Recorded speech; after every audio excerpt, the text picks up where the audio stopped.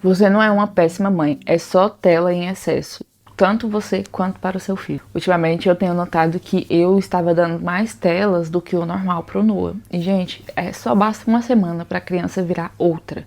Extremamente mais estressado, agitado, dificuldade para dormir, não quer fazer nada, não quer brincar, só quer pedir a televisão.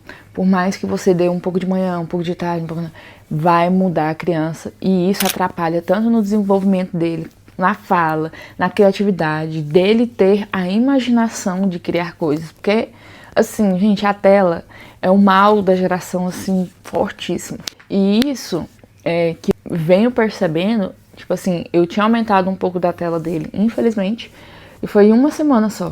E aí começou a ficar tão assim que eu falei, meu Deus do céu, tem alguma coisa errada. E sim, a tela. Esse é o erro. Isso se torna estressante. Muitas das vezes a gente reclama muito porque tá estressante, porque é cansativo, porque cuidar de casa, cuidar de menina, tem que fazer comida, tem que... São responsabilidades. Mas assim, às vezes se torna estressante porque a criança quer a tela e aí você acaba cedendo. Pra você ficar sentada de boa mexendo no seu celular.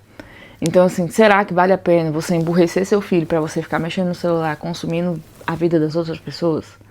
A gente tem que fazer o consumo inteligente. Assistir vídeos mais longos, assistir conteúdos que agreguem, assistir pessoas que tenham mais ou menos o seu estilo, né?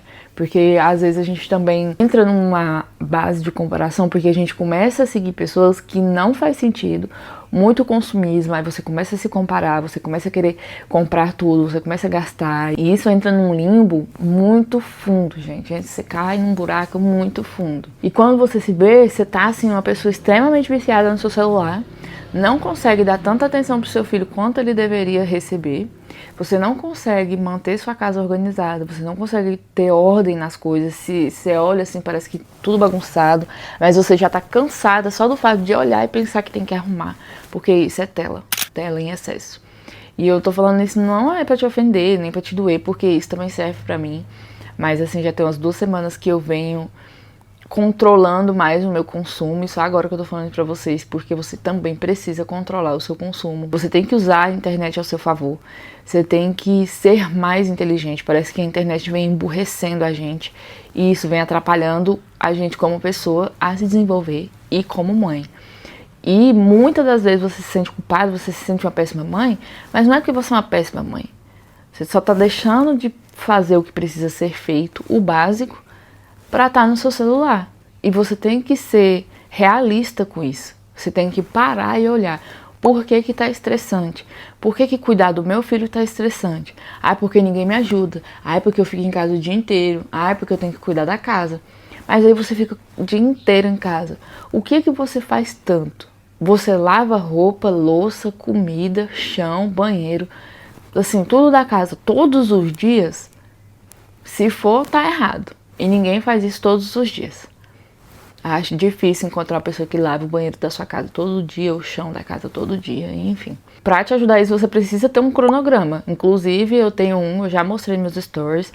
Eu sempre deixo o link também na descrição do vídeo, se você quiser, clicando lá pra ver. Então, assim, eu vou até pegar aqui. Eu sigo um cronograma. Inclusive, eu tô até devendo vídeo falando sobre isso aqui. Uma seguidora até pediu recentemente para fazer um vídeo só disso aqui no canal, mostrando. Mas eu sempre mostro nos meus stories, mostro no Instagram. E assim, eu acho que isso daqui salva 80%, 70% da sua frustração com a casa. Porque grande parte é mãe e dona de casa. Então ela fica em casa, o marido trabalha, provê, sustenta vocês. E você é a do lar. Você lava, você limpa, você cuida da criança, você educa, você faz a comida, enfim. Essa é a realidade de uma grande parte da população e tá tudo certo. Mas assim, você precisa ser consciente também. E o uso demais da tela tá te atrapalhando. Tá te atrapalhando ser uma boa pessoa, tá te atrapalhando desenvolver, cuidar da sua saúde, cuidar da sua mentalidade, cuidar do seu lar, priorizar o relacionamento, focar em finanças, porque você pode ser do lar e fazer uma renda extra. Pode, que é o meu caso. Eu faço uma renda extra e sempre procuro fazer algo a mais. Mas às vezes as coisas de casa e a criança te estressa tanto, mas você tem que parar para pensar e olhar. Por que é que essa criança está estressando tanto? O que está fazendo uma criança ficar tão estressada ao ponto de me estressar? às vezes é a tela em excesso. Então, assim, reduzir a tela, se organizar, ter um cronograma para você manter a sua casa arrumada, porque a sua casa ela não tem que ser a prioridade máxima. Tem que ser você, depois seu filho, porque se você estiver muito ruim, muito estressada, dificilmente você vai conseguir dar uma atenção para a criança. Então, se você estiver muito ruim, dificilmente você vai ser boa nas outras coisas, você não vai ser tão educada, tão mansa, tão paciente, enfim. Eu acho que a pessoa quando ela tá ruim, muito ruim, num ponto estressante, ela é ruim com todo mundo. Agora aqui, sobre o cronograma. Aqui no link tem o cronograma completo. Ele é tipo um mini planner. Ele não é só essas duas folhas, ele tem outras folhas como controle de gastos, controle de hábitos, organizando as finanças, metas, um planner diário. Tem várias outras folhas. Essas duas aqui é a que mais salva para a dona de casa, que é a organização do lar e o cronograma de limpeza. Aí aqui no cronograma de limpeza, semanal, mensal, semestral, quinzenal, bimestral e aqui é um espaço de notas. Então aqui tem coisas que eu tenho que fazer toda semana, como trocar lençóis e toalhas, passar roupa, limpar o aspirador de pó, tirar pó dos móveis, isso é toda semana. E aí aqui tá o que precisa ser feito todos os dias da semana. Segunda-feira, tirar pó dos móveis, lavar a área da frente, limpar o fogão, lavar roupas. Pronto. Eu fiz isso na segunda-feira, acabou. Mas aqui tem coisas que tem que ser feitas todos os dias, como aspirar a casa, lavar a louça e a pia, limpar a bancada da cozinha e a mesa, recolher o lixo, que eu recolho o lixo todos os dias, e cuidar dos pets, que é a água e a ração e o cocô da cachorra.